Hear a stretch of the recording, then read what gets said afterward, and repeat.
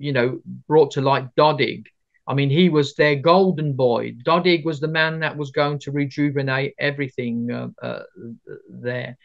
You know, Milo is a nice guy, but I mean, he's very controversial at the moment because now he's no longer in favor.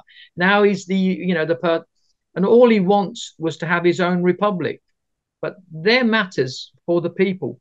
What I remember telling Condoleezza Rice in Iraq was, please, Condi, she's a great musician. We played piano together there, so she's a very, very good person. Said, let's learn from the mistakes of the First World War. In the First World War, the Allies just drew straight lines on countries. They didn't give a damn about anything else. Let's not do this, you know, anymore. Let's, you know, do this with consent. If we're going to have borders, they don't have to be geographical borders. They have to be social borders, financial borders, economical borders, religious borders. We have to take that into account. We cannot impose our will. And the reason that the Middle East is in crisis now, they've inherited the problems from the First World War, from Lawrence of Arabia, you know, and that's what, you know, I beg them not to do that there.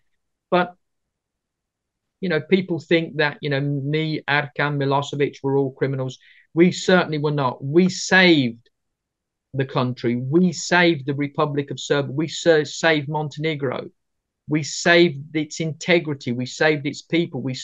And look what you have now. We have paid a terrible price for that. But I would do it all again. No regrets. None at all. Yeah. Can you tell us something about Radojica Nikčević? You mentioned in few sentences of this interview, you met him in Switzerland. So tell us something about your friendship, and especially because there were some documentaries.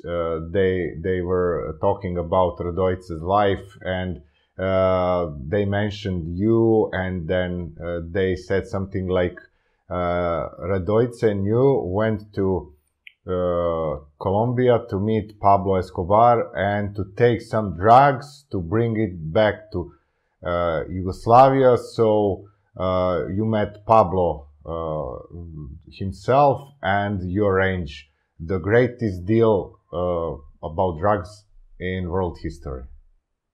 Well, let's put this straight. Yes, I met Pablo Escobar. Radojica did not. I met him at the Banco de Bogota, one of the branches there. He hosted us at the Bogota Royale Hotel. We went with a private jet from the UK, from Timisoara to Cape Verde to Recife to Bogota, and then back again 5 days later. Now, if you